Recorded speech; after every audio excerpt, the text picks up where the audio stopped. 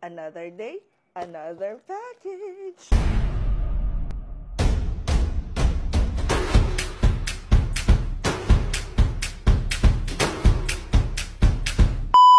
This one I ordered from Ace Chase PH. I have been waiting for this because, remember guys, meron tayong coffee na nilagay dito, that one.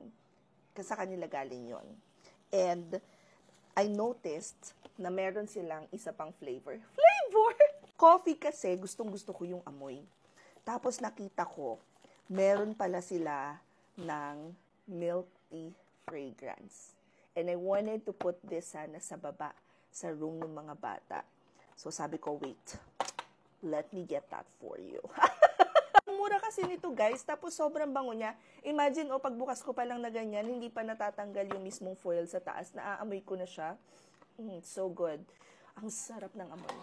So this is the milk tea cup fragrance.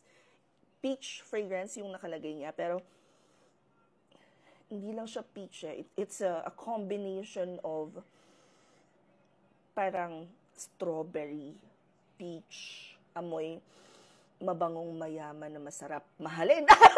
Diyos ko! Dito naman. Baby joke lang yun. Ang bango talaga guys. Promise. If you are looking for something that you can use sa car, I highly recommend this. Yung nasa car nga lang namin is coffee.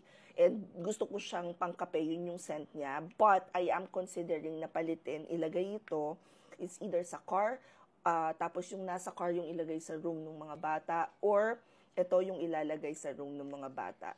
Pang ilang order ko na to, parang pangatlo, pang-apat ko ng order to guys, kasi kung san-san ko nga siya nilalagay because the scent is scenting. Anyway, lalagay ko na lang sa yellow basket kung gusto niyo bumili.